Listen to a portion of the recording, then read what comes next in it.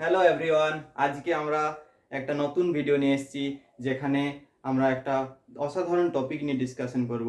আমরা আগের ভিডিওতে বেসিক ইংলিশ গ্রামার, যেখানে আমরা সাবজেক্ট, ভার্ব এবং another part of a sentence এটা নিয়ে একটু ডিটেলস অ্যানালাইসিস করেছিলাম।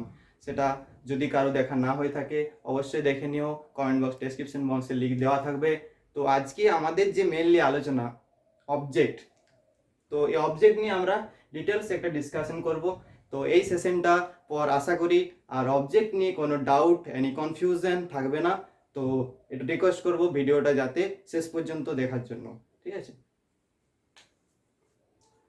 তো first of all object. Object কি? An object is a noun. Object is a noun or a pronoun that is governed by a verb or a preposition. তাহলে object কি? Object কি হতে পারে? একটা নাউন হতে পারে, একটা প্রোনাউন হতে পারে, অথবা যেটা কে গভর্ন করে, ভার্ব অর এ প্রিপোজিশন। তো এই জায়গাটা আমরা ডিটেলসে একটু বুঝবো, বাই ভার্ব অর প্রিপোজিশন। তাহলে অবজেক্ট আমরা কি হতে পারে আমরা বুঝে গেছি, একটা নাউন হতে পারে, একটা প্রোনাউন হতে পারে, ঠিক আছে? তো সেটা কে গভর্ন করে? একটা ভার্ব। সেই ভার্বটা আমরা দেখেছিলাম আগের ভিডিওতে, আমরা সাবজেক্ট, ভার্ব এবং অবজেক্ট নিয়ে দেখেছি। সেখানে সাবজেক্ট একটা নাউন বা নাউন ইকুইভ্যালেন্ট হয় এবং ভার্ব থাকে, ভার্বটা ট্রানজিটিভ ভার্ব অথবা ইনট্রানজিটিভ ভার্ব, ঠিক আছে? তো এখানে অবজেক্ট যেহেতু আছে সেহেতু আমরা এটা ধরে নেব এটা ট্রানজিটিভ ভার্ব। তো এই ট্রানজিটিভ ভার্বটা এখানে যেটা লেখা আছে by a verb, govern by verb, এই ট্রানজিটিভ ভার্ব একটা অবজেক্টকে গভর্ন করছে, ঠিক আছে? তো আমরা একটা এক্সাম্পল, কতগুলো এক্সাম্পলের মধ্য দিয়ে আমরা সেটা আরো ডিসকাশন করব। এরপর আমরা ডিরেক্ট অবজেক্ট কি এবং ইনডাইরেক্ট অবজেক্ট কি আলাদা আলাদা ভাবে ডিটেলসে জেনে নেব। দেখো, direct object. Direct object is a noun or a pronoun or a group of words that receives the action of A verb. আমি অবজেক্ট যখন ডেফিনেশন ভালো করে বলছিলাম তখন দেখবে সেম এরকমই বলেছিলাম, is noun or pronoun or a group of words that receives কি করে, অ্যাকশন অফ এ ভার্ব। এই জায়গাটার উপর একটু ফোকাস করতে হবে, অ্যাকশন অফ এ ভার্ব, ঠিক আছে? যেটা রিসিভস করে, কিভাবে করছে সেটা একটু আমরা এক্সাম্পলের মধ্যে দিয়ে জানবো। তো আরেকটা পয়েন্ট কি, it answers the question of what or who. তাহলে এটা কি, এইট বলতে এখানে ডিরেক্ট অবজেক্ট। ডিরেক্ট অবজেক্ট কি করে? অ্যানসার্স, মানে যার মধ্যে দিয়ে আমরা জানতে পারি the question who, what or হু। যদি হোয়াট এবং হু দিয়ে আমি কোশ্চেন অ্যারাইজ করি তাহলে আমরা যেটা পাবো তখন সেটা হবে ডিরেক্ট অবজেক্ট। তো একটা এক্সাম্পল দেখো, দেখে নিচ্ছি, যেখানে রোহিত কট এ ফিশ। তো এখানে এই এক্সাম্পলে রোহিত, এখানে আমরা সাবজেক্ট আগের দিন পড়েছিলাম, সাবজেক্ট সাবজেক্ট এখানে রোহিতটা হচ্ছে নাউন, এবং এখানে কট, কটটা কি, ভার্ব, এবং এটা কি ভার্ব, ট্রানজিটিভ ভার্ব। এবং এই ফিশ যে জিনিসটার জন্য আমরা পড়ছি, যেটা এটা হচ্ছে ডিরেক্ট অবজেক্ট, কারণ রোহিত হু দিয়ে কোশ্চেন করি, হোয়াট, রোহিত কি ক্যাচ করেছে, what catch, Rohit catch what, তখন কি আনসার আসছে, এ ফিশ। তো এখানে that's Y a fish is a direct object. বোঝা যাচ্ছে? এখানে আমি যদি কোশ্চেন অ্যারাইজ করি, রোহিত ক্যাচ হোয়াট, হোয়াট দিয়ে কোশ্চেন অ্যারাইজ করছি, তাহলে আমি কি অ্যান্সার পাচ্ছি, a fish. That's Y a fish is a direct object. Clear? আরেকটা এক্সাম্পলের মধ্যে দিয়ে আমরা জেনে নেব, Jack, Jack buys a book। দেখো, জ্যাক এখানে সাবজেক্ট, নাউন, এটা ভার্ব, ভার্বের সাথে প্লাস এস যোগ হয়েছে, এটা third person singular number Jack, সেই জন্য এখানে ভার্বের সাথে এস বা এস যোগ হয়, এখানে ভার্বের সাথে এস যোগ হয়েছে। তারপর নেক্সট যেটা পেলাম, জ্যাক বাইজ হোয়াট, যদি কোশ্চেন হোয়াট দিয়ে কোশ্চেন অ্যারাইজ করছি তাহলে আমরা যে অ্যান্সার পাচ্ছি, যেমন এ বুক এখানে অ্যান্সার পেলাম, তাহলে এ বুকটা হচ্ছে ডিরেক্ট অবজেক্ট। ক্লিয়ার? এরপর আমরা নেক্সট টপিকে যাব, যেটা হচ্ছে ইনডাইরেক্ট অবজেক্ট। নেক্সট আমরা ইনডাইরেক্ট অবজেক্ট নিয়ে জানবো। দেখো, ইনডাইরেক্ট অবজেক্ট, ইনডাইরেক্ট অবজেক্ট কি, is an optional part of a sentence. এটা কি, অপশনাল পার্ট, একটা সেন্টেন্সের একটা, আমরা ডিরেক্ট অবজেক্ট পেয়েছি, এটা কিন্তু অপশনাল পার্ট। তো কি এটা, আমরা সেন্টেন্স দেখে বুঝে যাব, ইট অ্যানসার্স কি করে, এটা answers the question of to whom or for what. এটা কি অ্যানালাইজ করে, যখন একটা সেন্টেন্সের অ্যানসার কিভাবে পাবো, মানে কাকে এবং কার জন্য, ফর হোয়াট।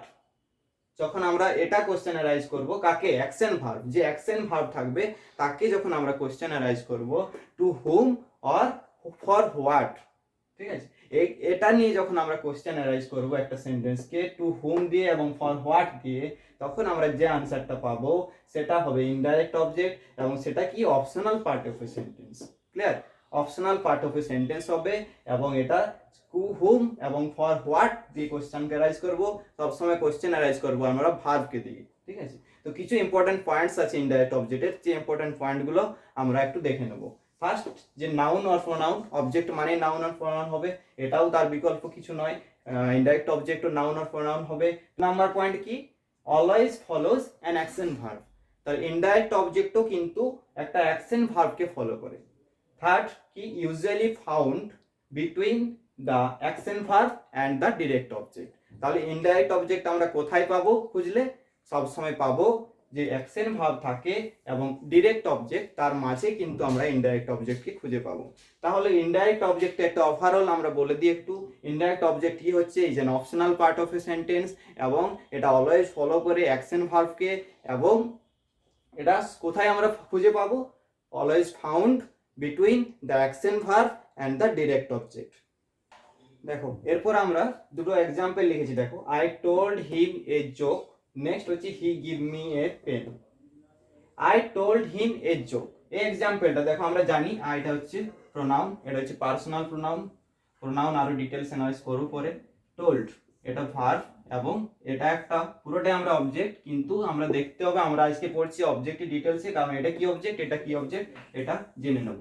দেখো যখন আমরা কোশ্চেন অ্যারাইজ করব, I told hmm what, what the question arise করছি, কাকে কোশ্চেন করছি, told, action verb, action verb এখানে টোল্ড, তাহলে সেই অ্যাকশন ভার্বকে যখন আমরা কোশ্চেন করছি হোয়াট দিয়ে, তখন আমরা আই টোল্ড হোয়াট, কোন অ্যানসার কি আসবে, এ জোক, ঠিক আছে।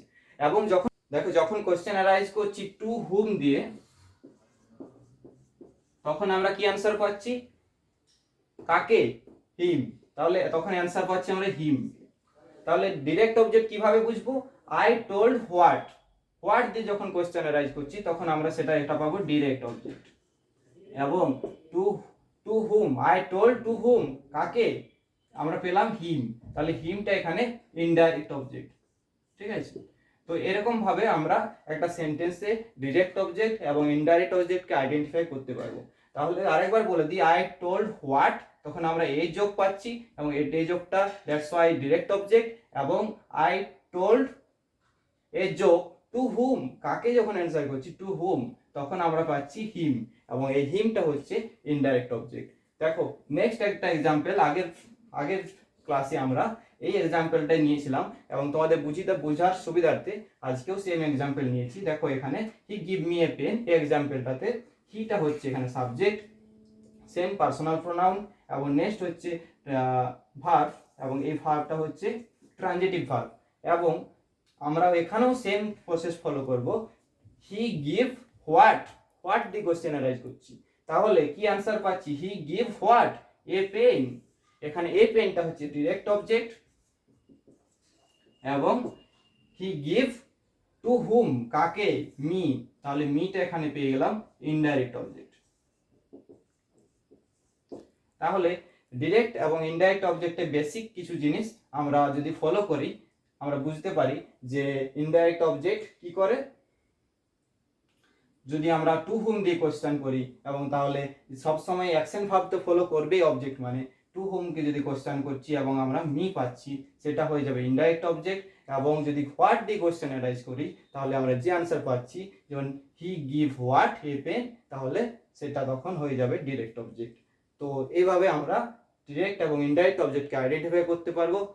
দেখো এখানে আমরা দুটো এক্সাম্পল নিয়েছি একটা নতুন কনসেপ্ট জানার জন্য, যে কনসেপ্টটা কিন্তু খুবই কাজে আসবে।